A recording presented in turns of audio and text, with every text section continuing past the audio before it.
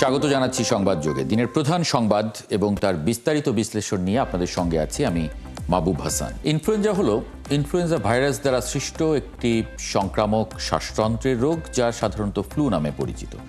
এই রোগের সংক্রমণ হাঁচি কাশির মাধ্যমে ছড়ায় এবং এটি একটি মৌসুমী রোগ। দেশে ইনফ্লুয়েঞ্জার সংক্রমণের হার আশঙ্কাজনক হারে বেড়েছে ডেঙ্গু আক্রান্তের সংখ্যাও। ডেঙ্গুতে আক্রান্ত হয়ে 24 ঘন্টায় 3 জনের মৃত্যু হয়েছে এবং একই সময়ে ডেঙ্গু আক্রান্ত হয়েছে 580 জন এবং তারা হাসপাতালে ভর্তি হয়েছেন। চলতি বছর এখন পর্যন্ত ডেঙ্গুতে মারা গেছে 135 জনের মতো। এ নিয়ে কথা বলবো আজকে। আমাদের সঙ্গে আছেন ডাক্তার মোহাম্মদ শাহাবুল হুদা চৌধুরী, মেডিসিন বিভাগ, ঢাকা মেডিকেল কলেজ হাসপাতাল, এবং অধ্যাপক ডক্টর কবিরুল বাশার, কীটতত্ত্ববিদ, জাহাঙ্গীরনগর বিশ্ববিদ্যালয়ের শিক্ষক। আপনাদের স্বাগত জানাচ্ছি সংবাদ যোগে। শুরুতে ডাক্তার মোহাম্মদ শাহাবুল হুদা চৌধুরী, আপনার কাছে একটু জানি, ইনফ্লুয়েঞ্জা সংক্রমণের হার আসলে মানে কতটা শঙ্কা তৈরি করছে, কতটা আশঙ্কাজনক বলে মনে করছেন? এর আগেও তো আমরা বেশ কয়েকবার আপনাদের এখানে এসেছি যে আসলে এই ট্রপিক্যাল কান্ট্রিতে এই সমস্ত রোগগুলো তো আসলে খুব একটা আনকমন না, যে বছর ওয়ারি দেখা যাচ্ছে একটা সময় ইনফ্লুয়েঞ্জা হচ্ছে, ডেঙ্গি বাড়ছে, চিকুনগুনিয়া বাড়ছে। সুতরাং এদের ভিতরে কিছু মানে সিমটমের কিছু পার্থক্য আছে। যেমন এখন যেগুলো আসছে, ইনফ্লুয়েঞ্জা আসছে, ইনফ্লুয়েঞ্জাদের প্রচন্ড জ্বর থাকছে, হাই গ্রেড ফিভার 102 থেকে 5, তাদের সাথে সর্দি কাশি থাকছে, এবং এটা কিন্তু একটা ভাইরাস ডিজিজ। এবং ইনফ্লুয়েঞ্জা টাইপ এ আর টাইপ বি, দুই ধরনের ভাইরাস আছে। দুই ধরনের ভাইরাসই আমাদের কমিউনিটিতে কিন্তু প্রিভ্যালেন্ট আছে। এবং সবচেয়ে সমস্যা হলো যেটা কাদের বেশি হচ্ছে, যদি সব রোগের সব বয়সী মানুষেরই হচ্ছে, কিন্তু বাচ্চাদের ক্ষেত্রে এবং বয়স্ক লোকদের ক্ষেত্রে, যে সেই বয়স্ক লোকরা যাদের কিনা ডায়াবেটিস আছে, ইসকেমিক হার্ট ডিজিজ আছে, তাদের সাথে সিওপিডি, অ্যাজমা, এই সমস্ত রোগগুলো আছে, এই সমস্ত রোগগুলোর ক্ষেত্রে কিন্তু এটা সাধারণ সর্দি কাশি হিসেবে থাকে না। তখন কিন্তু এটা কমপ্লিকেটেড হয়ে নিউমোনিয়ার পর্যায়ে চলে যায়। তাহলে একটা পেশেন্ট ইনফ্লুয়েঞ্জা উইথ নিউমোনিয়া যখন হয়ে যায়, তখন কিন্তু তার একটা বয়স্ক লোক, তাদের এই ধরনের কোমরবিডিটি যদি থাকে, তাদের কিন্তু মৃত্যুর হার বেড়ে যায়। এবং ইনফ্লুয়েঞ্জা কিন্তু শুধু বাংলাদেশে না, বিশ্বের অনেক জায়গায় কিন্তু ইনফ্লুয়েঞ্জা একটা মৌসুমী রোগী, এবং এর ফলে কিন্তু অনেক ধরনের কমপ্লিকেশন এবং ডেথ হয়। সুতরাং এখানে আপনার এই ধরনের রোগগুলা প্রিভেন্ট করার জন্য আমাদের স্বাস্থ্য সচেতনতা ইম্পর্টেন্ট। প্রথমে হলো কি, আমাদের যে হাঁচি কাশি, করোনাতে যে আমরা যেভাবে আমরা চলেছিলাম, যদি আমরা সেভাবে চলতে পারি, তাহলে কিন্তু ইনফ্লুয়েঞ্জার প্রিভ্যালেন্সটা কমে যায়। হাঁচি কাশির দ্বারা এটা সংক্রামিত হয়, এটা হাতের স্পর্শে সংক্রমিত হয়। সেই স্পর্শ যদি আমরা অ্যাভয়েড করতে পারি, হাঁচি কাশির সময় যদি আমরা কাফ এটিকেট মেনটেন করতে পারি, যদি মুখের সামনে হাঁচির সময় যদি আমি একটা হাত দিয়ে রাখি অথবা রুমাল ব্যবহার করি, তাহলে কিন্তু এই সংক্রমণটা অন্য জায়গায় সংক্রমিত হয় না। তাই আরেকটা কথা হলো যে, আমি মনে করি যে এই ধরনের পেশেন্টের প্রিভেনশনটা মোস্ট ইম্পর্টেন্ট। যদি প্রিভেনশনই করতে হয়, তাহলে আমাদেরকে টিকার ব্যাপারে সচেতন হতে হবে। বাচ্চাদের ক্ষেত্রে বলুন, বা বয়স্ক লোকদের ক্ষেত্রে বলুন, এবং মধ্যবয়স্ক লোকদের ক্ষেত্রেও বলুন। যদি তারা 50-এর উপরেই যায়, যারা আছে, তাদের ক্ষেত্রে নিয়মিত ইনফ্লুয়েঞ্জার টিকা প্রতি বছর ওয়ারি দেওয়া উচিত। বছরে যদি আমরা ইনফ্লুয়েঞ্জার টিকা দিই, তাহলে হয়তো এই ইনফ্লুয়েঞ্জার প্রভাবটা হয়তো কম হবে, এর ফলে মৃত্যু হারও কম হবে, মানুষের কমপ্লিকেশনও কম হবে।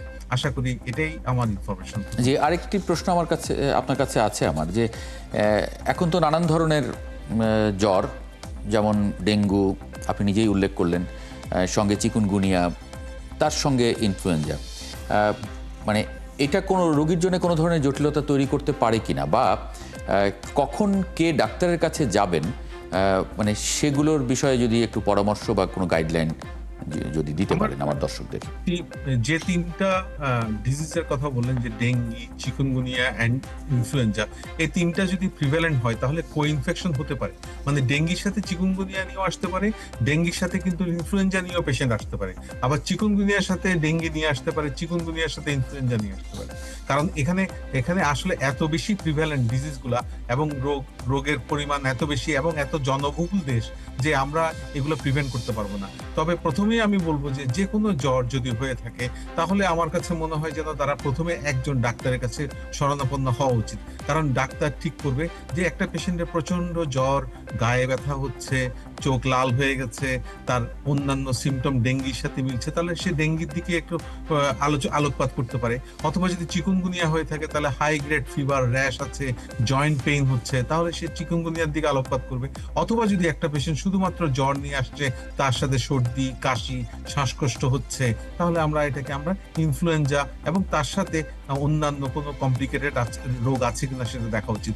কারণ ইনফ্লুয়েঞ্জার একটা সমস্যা হলো, ইনফ্লুয়েঞ্জাতে আমি বলছি যে জ্বর সর্দি কাশি, জ্বর সর্দি কাশি কিন্তু নিউমোনিয়াতেও হয়।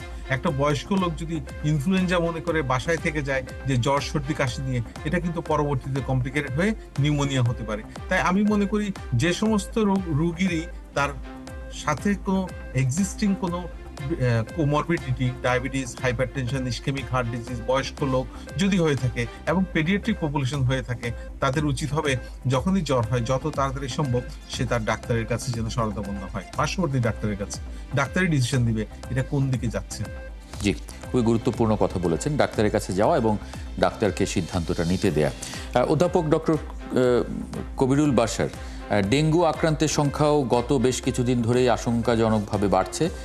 আপনি এ নিয়ে আশঙ্কা প্রকাশ করেছিলেন এই অনুষ্ঠানে, এই মাসের কথা আপনি বলেছিলেন, সেটি আসলে অনেকটা মিলে যাচ্ছে। আমরা দেখছি যে রেকর্ড করছে আগের মাস থেকে পরের মাসে।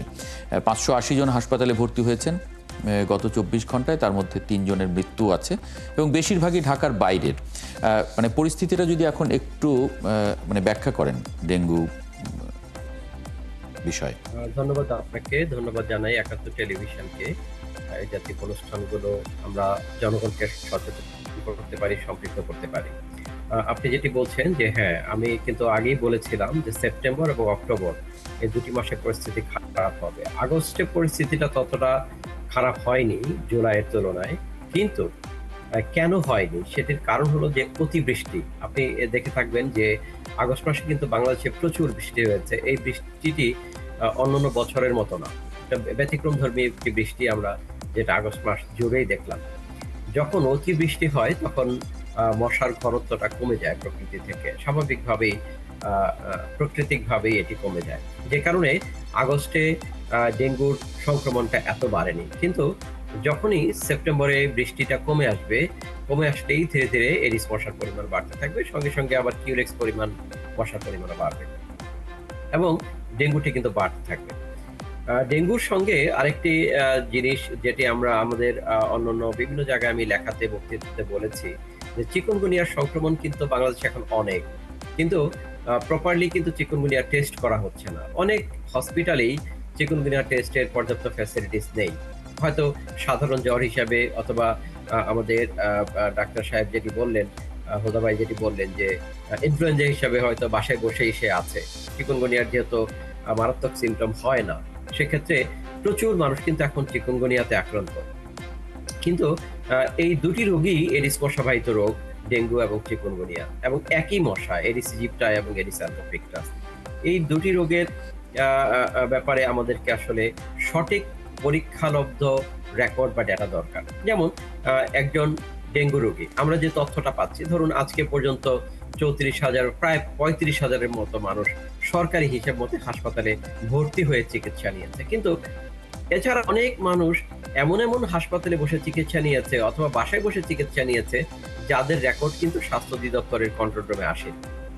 একজন ডেঙ্গু রোগী বা চিকুনগুনিয়া রোগী যদি বাসায় বসে চিকিৎসা নেয়, তার তথ্যটি যদি কন্ট্রোল রুমে না আসে, তাহলে কিন্তু ওই রোগীটি থেকে সংক্রমণটা জ্যামিতিক হারে ছড়ানোর একটি সম্ভাবনা তৈরি হয়। কারণ আমার বাসা থেকে যদি আমি সতর্ক না থাকি, তাহলে মশা কামড়িয়ে আমার পরিবার এবং প্রতিবেশী অন্যকে আক্রান্ত করবে। সেজন্য ডেঙ্গু রোগীর সঠিক তথ্যটা জানাটা খুব দরকার। মশাবাহিত যে কোনো ইনফেকশাস ডিজিজেরই সঠিক তথ্যটা জানা দরকার, কারণ ওই রোগীর তথ্যটিকে কেন্দ্র করে এটা ইন্টারভেনশনস নিতে হয়, কন্ট্রোল মেজারটা নিতে হয়, যেটা আসলে আমরা নিতে পারি না।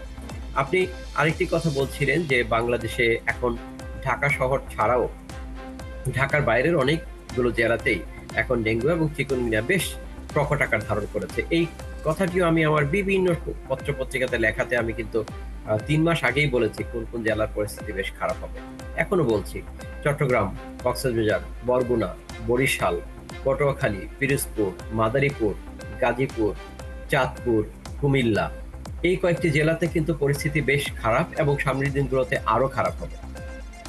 এখন কোনো একটি জায়গাতে যখন ডেঙ্গু বা চিকুনগুনিয়া বা মশাবাহিত যে কোনো রোগ যখন বাড়তে থাকে, সেখানে এই সংক্রমণটার একটা এপিডেমিওলজিক্যাল ট্রায়াঙ্গেল আছে। এপিডেমিওলজিক্যাল ট্রায়াঙ্গেলের একটা জায়গা থেকে হোস্ট, একটা জায়গা থেকে প্যারাসাইট, আর একটা জায়গা থেকে এনভায়রনমেন্ট।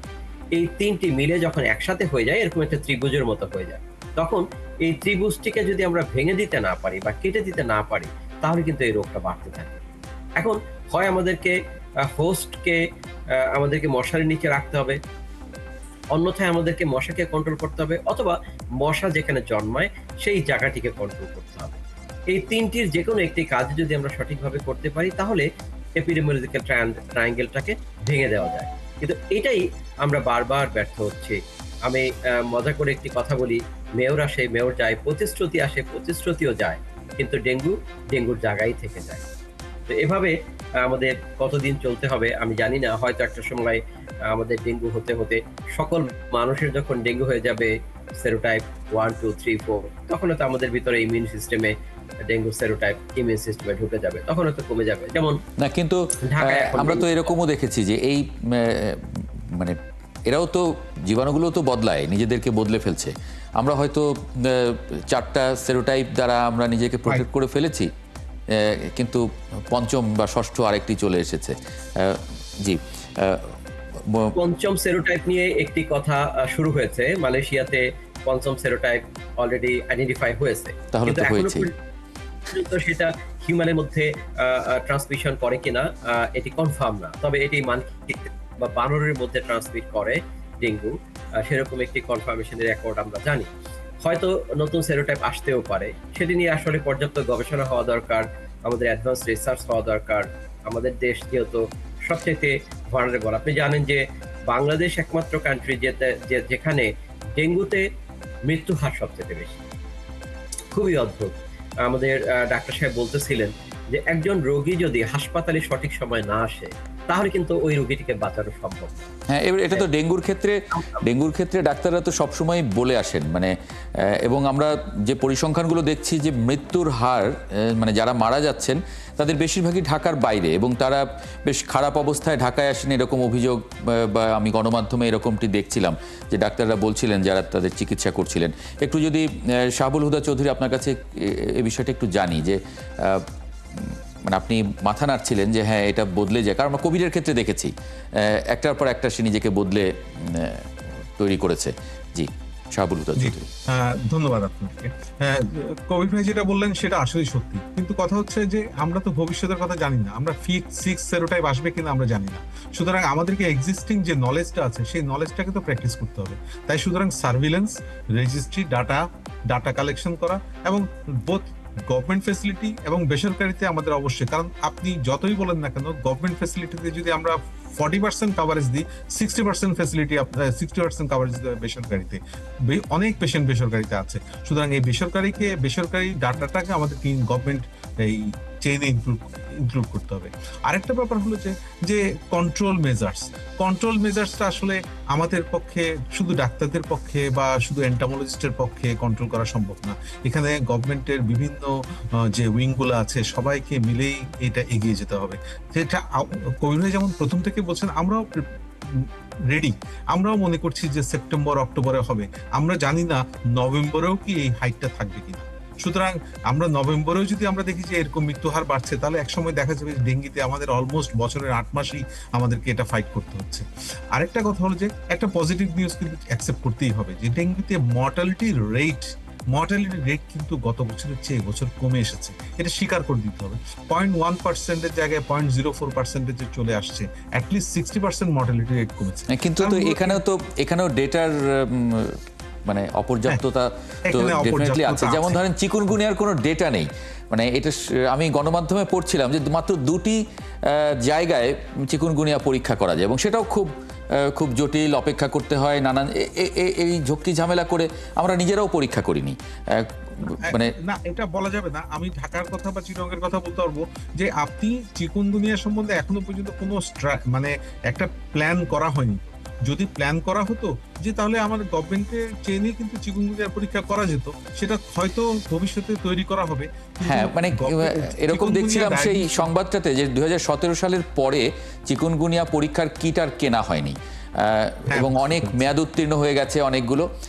যাই হোক, অনেক ধন্যবাদ। আমাকে শেষ করতে বলছে, খেলা যোগ অপেক্ষা করছে। অনেক ধন্যবাদ ডাক্তার মোহাম্মদ শাহাবুল হুদা চৌধুরী এবং অধ্যাপক ডক্টর কবিরুল বাশার, আপনাদের দুজনকে যুক্ত হওয়ার জন্য সংবাদ যোগে।